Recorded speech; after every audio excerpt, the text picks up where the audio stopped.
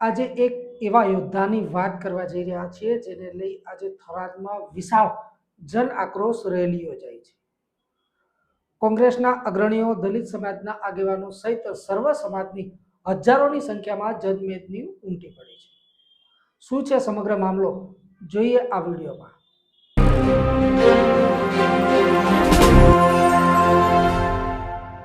નમસ્કાર, હું છું સુરેશ કલ્ચર। ડીએનઆર ન્યૂઝમાં આપનું સ્વાગત છે। આજે વાત કરવા જઈ રહ્યા છીએ દલિત નેતા જિગ્નેશ મેવાણીની।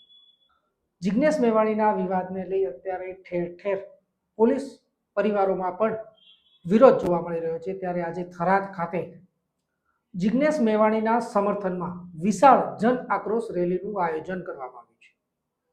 જન આક્રોશ રેલી થરાદ 4 રસ્તાથી લઈ કલેક્ટર કચેરી સુધી પહોંચી હતી, જ્યાં કલેક્ટર શ્રીને આવેદનપત્ર આપી વિવિધ માંગો કરી હતી। જન આક્રોશ રેલીમાં બનાસકાંઠાના સાંસદ અને કોંગ્રેસ અગ્રણી ગેનીબેન ઠાકોર, ગુલાબસિંહ રાજપૂત સહિત દલિત સમાજના મોટી સંખ્યામાં લોકો અને સર્વ સમાજના લોકો જોડાયા હતા। હજારોની સંખ્યાની આ જનમેદની વિશાળ રેલીના સ્વરૂપે થરાદની કલેક્ટર કચેરી ખાતે પહોંચી હતી અને ત્યાં કલેક્ટર શ્રીને આવેદનપત્ર આપી વિવિધ મુદ્દાઓની માંગ કરી હતી।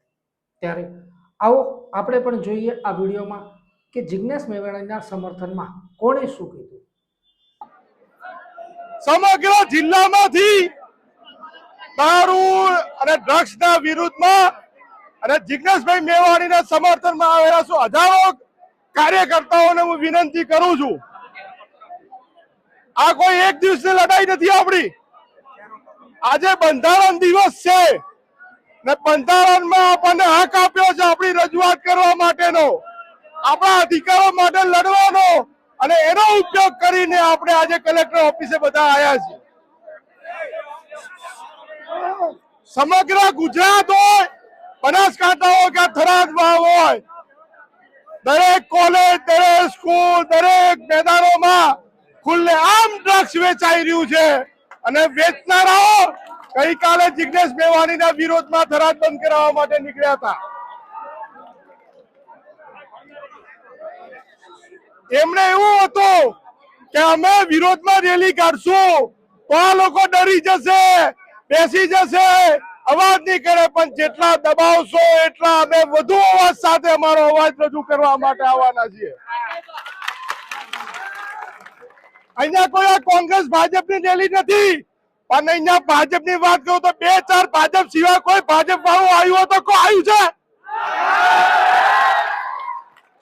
બધા અહીંયા ડ્રગ્સ બંધ કરાવવા, અને ગઈકાલે જે ભાજપની રેલી હતી પોલીસમાં કેટલા ભાજપ વાળા હતા? કોઈ હતું બીજું? કોઈ પોલીસના નામે બીજા ભાજપના લોકોએ રેલી કાઢી હતી? પોલીસ નથી, પોલીસની પાછળ ભાજપના કાર્યકર્તાઓ હતા, મહિલાઓની અંદર ભાજપની મહિલા મોરચાઓની મહિલાઓ હતી। તો આજે જો સાચી રીતે ડ્રગ્સ બંધ કરાવવું, દારૂ બંધ કરાવવું હોત તો કોંગ્રેસ ભાજપ મૂકીને બધા આવી ગયા હોત, પણ નથી આયા। એ આપણે વિચારવાનું છે। આપણે આજે હું તો ભગવાનને પ્રાર્થના કરું છું કે અહીંયા બેઠેલા કોઈનો દીકરો દીકરી આ ડ્રગ્સના રવાડે ના ચડે। દારૂ તો બરોબર છે, પણ આ ડ્રગ્સના લીધે હજારો લોકોના પરિવાર બરબાદ થયા છે। આ પંજાબ જેવું રાજ્ય બરબાદ થઈ ગયું, અત્યારે થરાદ બરબાદ થઈ રહ્યું છે, અત્યારે થરાદના ગામડા બરબાદ થઈ રહ્યા છે, અત્યારે આખા ગુજરાતના ગામડાનો યુવાન બરબાદ થઈ રહ્યો છે। એના પાછળ કોઈ જવાબદાર હોય તો હપ્તાખોર સરકાર છે। એ હપ્તાખોર સરકાર આપણા અવાજ દબાવવા માટે નીકળી છે। આ પોલીસ તો એક મોહરું હતું, ખરેખર હપ્તા તો ગાંધીનગરના સચિવાલયમાં પહોંચે છે, એના માટે કરીને હજારોની સંખ્યામાં વિરોધ કરાવો તો તમે 1000 કરશો, તમે 10,000 લોકો વિરોધ કરવા માટે આવશે। ત્યારે શાંતિપૂર્વક આપણે રજૂઆત છે, હમણાં આવેદનપત્ર આપવાનું છે, પણ એવું ના સમજતા કે જિગ્નેશભાઈને દબાવશે કોઈ એક દલિત સમાજ નહીં। અહીંયા વાવ થરાદની 18 આલમના આગેવાનો અહીંયા આવ્યા છે, 18 આલમના દરેક પાર્ટીના કાર્યકર્તા આવ્યા છે। બધાને ખબર છે આવનારા સમયમાં ડ્રગ્સના લીધે પોતાનો પરિવાર, આજે બીજાના પરિવાર બરબાદ થતા દેખીએ છે, કાલે આપણો વારો ના હોય એના માટે આપણે શું આવ્યા છીએ। પણ જય જય જય જય જય ભીમ।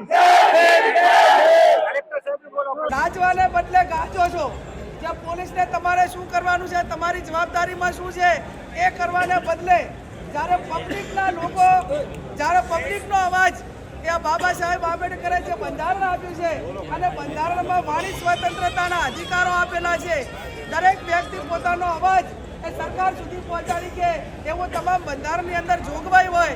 એક ધારાસભ્ય માણસ એ લોકોનો અવાજ પોલીસ મથકે જઈને જ્યારે રજૂ કરે કે એનું સોલ્યુશન કરવાને બદલે પોલીસ અને સમગ્ર બુટલેગરો એ સાથે મળીને રેલી કાઢે કે હું માનું છું ત્યાં સુધી આ વર્તમાન સમયની અંદર જે ડ્રગ્સના વેપલો કરવાવાળા, દારૂનો ધંધો કરવાવાળા, હપ્તાઓ લેવાવાળા અને તમામ કેફી પદાર્થો વેચવાવાળાને પોલીસ સમર્થન આપતી હોય એવું અમને લાગે છે. ત્યારે આજે અમે તમને બધાને વિનંતી કરીએ છીએ, આજે વાવથરા એસપી અને સમગ્ર ગૃહમંત્રીને બધાને વિનંતી કરીએ છીએ કે આજે હજારો યુવાનો બરબાદ થઈ રહ્યા છે. આ યુવાનોને બચાવો અને નહીતર આવનાર સમયની અંદર બાબા સાહેબ આંબેડકરે જે બંધારણ આપ્યું છે, હું તમામને વિનંતી કરું છું કે જે ગામમાંથી આવ્યા છો ઇંગ્લિશ વાળા કેટલા છે લિસ્ટ બનાવીને આવનાર સમયમાં એસપીને આપીશું, ગૃહમંત્રીને આપીશું.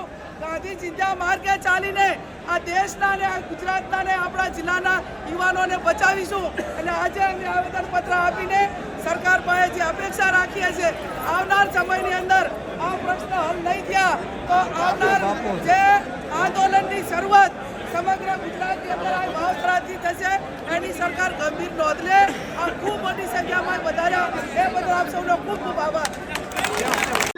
કે જિગ્નેશભાઈને જો 4-5 બુટલેગરો ભેગા થઈ અને પોલીસનો સહારો લઈ અને જિગ્નેશભાઈ મુર્દાબાદ, જિગ્નેશભાઈના ખોટી રીતે જો નારા બોલાવતા હોય તો એવું ના સમજતા કે જિગ્નેશભાઈ પાછો ખેજડો ઉગ્યો છે.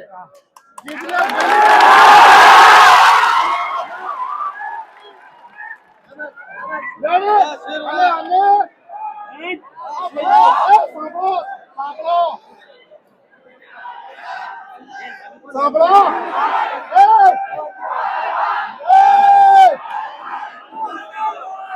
આપણે જો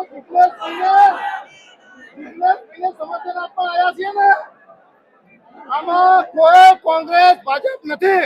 આની અંદર સમગ્ર સમાજના લોકો છે, દરેક સમાજના લોકો છે બંધારણના રક્ષણ માટે. અને આજે બંધારણ દિવસ છે અને બંધારણ દિવસના દિવસે બંધારણનું રક્ષણ કઈ રીતે થાય એની આ એક ખાલી ટેલર બતાવ્યું છે. બાકી 6 ડિસેમ્બરે જો આ લોકો નહીં માને, અને હું પોલીસના મિત્રો, બધા મારા મિત્રો જ છે, પોલીસ વાળા કોઈ આપણા દુશ્મન નથી, કોઈ આપણા પરિવારના હશે, બધા છે. પણ હું બધાને એમને પણ કહું છું કે જો તમે બુટલેગરો ના આવડે એવું લે 200-500 રૂપિયા બુટલેગર આપી અને મહિલાઓને પકડી લાવીને જિગ્નેશભાઈના આમ ફેવરમાં ચોરી લે કરે ને, આ ક્યારેય નહીં ચલાવી લઈએ અમે.